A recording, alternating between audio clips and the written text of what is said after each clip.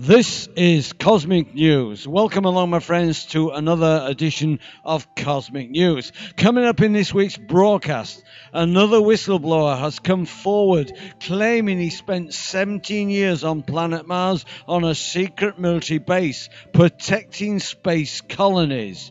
Plus, a warning goes out that Planet X Nibiru is closing in on Earth, and startling explanation of global events as Nibiru is set to fly by Earth with the Anunnaki activating ancient stargates. Okay, into this week's news. This first report originates from beforeitsnews.com and Exo News. Title: Whistleblower claims he spent 17 years on Mars at a secret military base protecting civilian space colonies, secret space station on Mars. A new whistleblower has come forward to claim that he spent 17 years on Mars serving at a secret military base whose main mission was to protect 5 civilian space colonies, secret space station on Mars. Captain K said that the Mars Defense Force recruits personnel from different military services. He claims that he was recruited from a covert branch of the US Marine Corps called Special Section. Captain K is currently seeking documents to verify his incredible experiences, and for now offers his testimony as evidence of a breakaway human civilization based on Mars. His testimony is consistent with the claims of other whistleblowers who have previously come forward to reveal secret events on Mars. Captain K's testimony reveals that the main human colony on Mars is called Ares Prime, which is located inside a crater. Ares Prime serves as the headquarters for the Mars Colony Corporation. According to Captain K, the air is breathable on the surface of Mars and the temperature could be warm at times. He claims that there are 2 indigenous species on Mars, both of which are highly intelligent. One of these was a reptilian species that were very aggressive in defending its territory. The other was an insectoid species that was equally capable of protecting its territory. He said that indigenous Martians are not particularly interested in expanding their territory, only maintaining it. Captain K said that as long as the Mars Defense Force and Mars Colony Corporation did not encroach on the territory of the indigenous Martians, there would be stable relations. After serving 17 years of a 20-year tour of duty, events changed dramatically when virtually all combat personnel from the Mars Defense Force were asked to retrieve an extraterrestrial artifact from a cave sacred to the indigenous reptilians. Captain K described how over 1,000 men and women were killed in a subsequent battle, and only 28 of his colleagues, including himself, survived. This following report originates from bibliotechappliedis.net, and this report is as important today as it was when it was written a few years ago. I believe the timelines for Nibiru's return of 2003 and 2012 were deliberately misleading timelines and disinformation put out by the controlling elite. But be warned, we are approaching the real timeline for this coming event. Titled, Is There a Disturbing Hidden Agenda in Global Events? By Len Caston from Atlantis Rising, number 41. An Australian researcher offers a startling explanation for world events. Imagine this scenario. The US government obtains intelligence that hidden somewhere in central Iraq is an actual stargate placed there by the Anunnaki gods of ancient Sumeria. This is a device that employs time travel technology and permits individuals and equipment to pass into another dimension outside of the space-time continuum. Once there, it is possible to travel across the galaxy or into another galaxy instantaneously and then pop back into space-time on another planet. Consider further that the government also learned that Nibiru, the 12th planet, is due to make its return passage through our solar system on its 3,600-year orbit. In this scenario, when Nibiru is closest to Earth, the Anunnaki, the ancient huge humanoid gods of Sumeria who built the Stargate, would, it seems likely, take the opportunity to travel to Earth through that same Stargate and will set up their encampment in Iraq by default. This will have the effect of propping up the current regime. US government leaders know that such an eventuality must be prevented at all costs, so they decide that with the help of extraterrestrial allies, they must invade Iraq and close the Stargate. The Russians, Germans and French, however, having been intimately involved in Iraq's archaeology, know what they're up to and prefer that the Stargate remains open, thus preventing American domination of the world. With time running out, President Bush invades Iraq. American scientists raid the museum and close the Stargate, thus frustrating the grandiose ambition of self-styled reincarnation of Nebuchadnezzar, Saddam Hussein, and making the world safe for the New World Order. Is this the sequel to the movie Stargate? Is it a new episode of the TV series? Is it a new Star Trek movie? No, it is none of these. According to Dr. Michael Saller, it is probably exactly what actually happened. Such a fantastic theory would not be expected from someone whose entire career has been spent in academia, pursuing rather conventional political and diplomatic studies. Dr. Saller, an Australian national, obtained his MA in philosophy from the University of Melbourne and then his doctorate in government from the University of Queensland in 1993. After spending 2 years as an associate at the Centre for Middle Eastern and Central Asia Studies in Australia, he joined the faculty of the Department of Political Science at Australian National University in Canberra as a lecturer. In 1996, he came to the US and gained an academic appointment at the School of International Service at American University in Washington, D.C., where he remained until 2001. He is currently researching methods of transformational peace as a researcher in residence in the Center for Global Peace at American University. The missing factor: Dr. Sallas's Iraq Stargate theory is expounded in a paper written for publication. Several other research papers by him exhibiting what seems to be first-rate scholarship and elaborating on his intriguing views about world events can also be found here. Salah is among those who think that the extraterrestrial presence should be a major factor in all political decisions and actions. Like the proverbial elephant in the room, the alien factor, he believes, is just too big to be ignored, and therefore it seems highly unlikely to him that it is being ignored.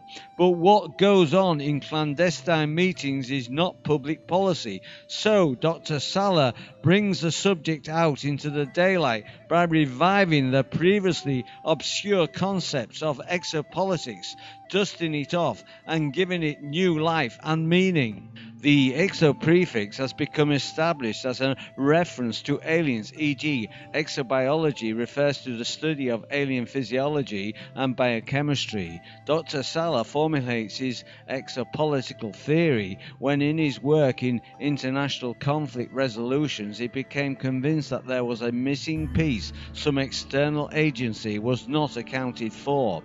When he factors in the ET influence, it all came together. In a 10,000-word research paper titled The Need for Exopolitics, Implications of Extraterrestrial Conspiracy Theory for Policymakers and Global Peace, Dr. Salah says the exopolitics can be defined as the policy debate over the choices of governments and populations need to make in formulating and implementing legislative and policy responses to the presence of ETs in human affairs. He claims that exopolitics is actually already already being practiced in secrecy by the major world governments. In this paper, though, Dr. Salas gives good examples of how public exopolitics should be conducted, as our government should be doing. He reviews all the sources of evidence of the ET presence to date, and then uses this reported information to try to comprehend the nature of alien intentions. He does this by identifying 4 possible perspectives and evaluating the strength of the evidence for each category. According to the intruder perspective, the aliens are here for their own purposes, and their abduction and hybrid program activities are intrusive and callous to humans concerned. Although they pose no direct military threat, this attitude would tend to justify defense concerns and the development of weapons with which to confront them. Taking the manipulative perspective, a case can be built that the aliens have been manipulating humans covertly since we first appeared here. There is evidence that this has been conducted through their human proxies via secret societies and support of a human-controlling elite class. From the helper perspective, it appears that the aliens are here to help us to grow in consciousness and solve our problems. Much evidence supports the view that the ETs play an important role in encouraging humanity to achieve peaceful resolutions of international conflict and in preventing nuclear proliferation and the use of other destructive weapons. And finally, there is the Watcher perspective. According to this view, the aliens are agents of a larger galactic organization and are here to observe a great experiment that may help other planetary societies if we resolve it correctly. These aliens are all powerful, and although non-interventionists are ready to step in if absolutely necessary. Of these 4 possibilities, he claims that the strongest evidence supports the intruder and helper perspective, and therefore government policy should actively address both of these. Dr. Sala makes 5 recommendations. First, we must create the field of exopolitics so that schools and colleges may prepare diplomats for dealing with extraterrestrial presence and also the ETs themselves. This would require highly specialized training. Second, and perhaps most important, he argues for the pressing need for immediate disclosure so that exopolitical leaders can bring the best academic minds all over the world into the problem-solving matrix rather than just those now secretly employed by the government. He says this would lead to a more representative decision-making process in contrast to what the evidence suggests is a restricted decision-making process on the ET presence run by a small number of government officials appointed in a manner which raises serious concerns over their accountability, constitutional status and lack of congressional oversight. It may be true that the military-industrial complex has effective ways of identifying and utilizing brilliant and talented individuals, as in A Beautiful Mind, and furthermore, Dr. Sala claims that they have brain enhancement technology which can raise an IQ by as much as 50 points. But there are obvious disadvantages to operating in a climate of secrecy, fear and intimidation, and we are all being shortchanged by this policy.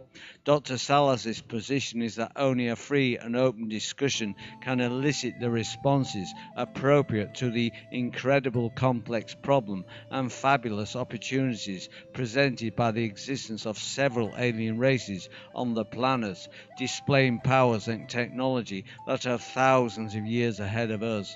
He believes that waiting for official disclosure will cause us to lose valuable initiatives and opportunities for change and could actually be disastrous.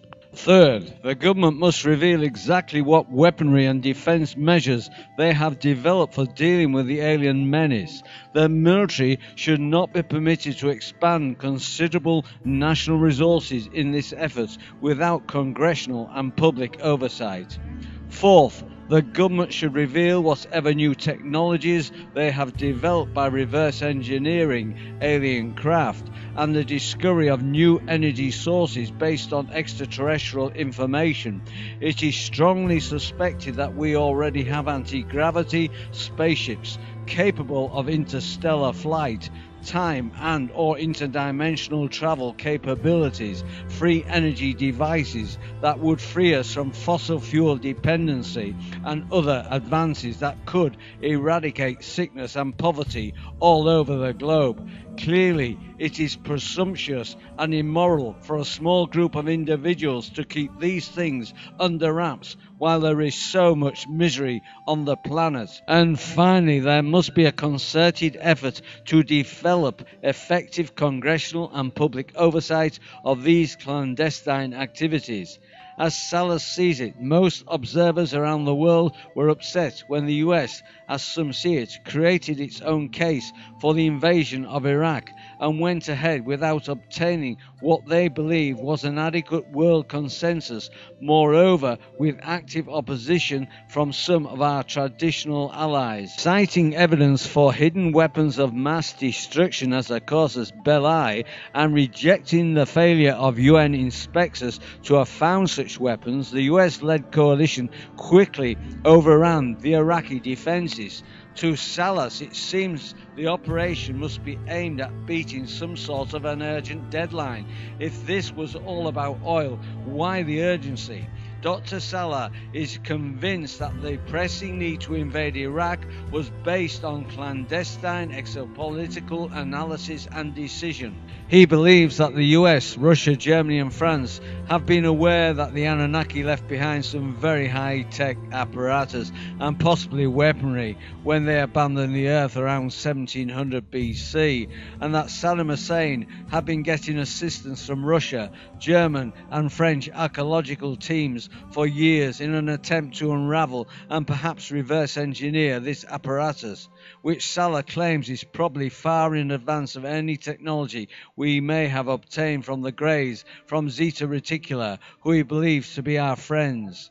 If a European-Iraqi alliance were able to back-engineer this technology and or strike up an alliance with the Anunnaki when they return, Salah thinks then whatever military advantage the US has had with its technology, even including anti-gravity craft, would probably disappear and we would quickly become a second-rate power. Basically, Salah is claiming that all political decisions are now exopolitical decisions, which must be hidden from the public to prevent the possibility of overthrowing the secret ruling elite. Salah believes that a covert, intense struggle is being played out behind the scenes against the backdrop of the ET presence. Earthly political powers are maneuvering for alliances with superior ET races to gain world domination. The Stargate as Uruk. Salah's opinion that the technology buried beneath the desert sands of Iraq is an actual Stargate has been heavily influenced by the writings of William Henry. Zecharia Sitchin never entertained the notion that the Anunnaki could have set foot on Earth through an interdimensional portal, although he came very close to that idea in Stairway to Heaven. A primitive version of that concept has been floating around the sci-fi world since the advent of Star Trek in the 60s. Captain Kirk and friends could be beamed down to any planet by dematerialization and rematerialization process. Sitchin believes that the Sumerian tablets showed the existence of space ports at various places in the Middle East, from where the Anunnaki travel back and forth to Nibiru in rocket ships. He wrote that some of the tablets indicated the probable utilization of orbiting crafts as well. But William Henry, with whom Atlantis Rising readers are very familiar, in his recent research paper titled Saddam Hussein, The Stairway to Heaven and the Return of Planet X, makes a compelling case for the existence of such a Stargate in Iraq. This paper in turn uses material extracts from his book Ark of the Christos, the mythology, symbolism and prophecy of the return of Planet X and the Age of Terror. William Henry's essay is of course speculative. He nevertheless takes on an authoritative tone and makes copious references to ancient mythological texts as well as Zecharia Sitchin's works. The following statement summarizes his argument and is probably one that Dr. Salas was influenced by. The return of this planet centers on the recovery of a technology once housed at Solomon's Temple that is used to open a gateway linking Earth with far-off regions of space. Recent military and political activity suggests that the world powers are jockeying for position as if the return of Planet X is imminent. The stakes are high. This planet is at the center of a biblical prophecy known as the Day of the Lord. An illustration in his article shows a picture of an ancient Sumerian tablet in which the god Anu, the ruler of Planet X, appears to be going through a gate flanked by two people holding posts or pillars with globes on top. Henry calls these poles splendid shining posts and claims that they represent the Stargate in a simplified form. Another Sumerian tablet illustrated in the article shows Gilgamesh going through a similar gate. Gilgamesh was the hero of the ancient Sumerian epic poem, the Song of Gilgamesh, written about 2900 BC. He was the king of Uruk, a city in southern Mesopotamia. He sought immortality by searching for the stairway to heaven and the abode of the gods. Ultimately, he ascended a ladder and went through a gate and entered a new world where he met long dead Upper-Napishtim, Noah, and questioned him about the gods. Dr. Salas believes the Stargate will be found at Uruk, where German archaeologists have been digging for many years at the invitation of Saddam Hussein and have unearthed an ancient city. He thinks that the Stargate may have already been unearthed, but cannot be used because it probably takes about 5 years of consciousness expansion training before someone can walk through the gate. To view the full transcript, go to my website endtimes23.com, where I've posted a link. You can find the live link to my website near the end of this video. And finally, June the 8th 2014, a warning has been issued by Marshall Masters of Yowsa.com that Nibiru is nearing, as monitoring of the Nibiru system from surveillance cameras in Costa Rica since 2010 give complete proof Nibiru is increasing in size as it closes in on Earth. To view Marshall Masters' warning video titled Planet X 101 Proof of Nibiru, go to my website endtimes23.com, where I've posted the link. You can find the live link to my website near the end of this video. Okay, my friends, you're all invited to join this channel by subscribing to End Times 23, which is a totally free subscription service. You're also invited to add me as a friend on Facebook and follow me on Twitter. If you'd like to drop me a line on my blog, by all means do so, or if you'd like to join one of my circles in Google+, the links are under this video. All this week's news links can be found on my website, endtimes23.com. There's a live link near the end of this video. Well, that's your lot for this week, my friends. I do hope you've enjoyed the show. I'll be back with you in a week's time with another edition of Informer News. So until then, this is your Informer signing off, friends. I'll see you on the flip side.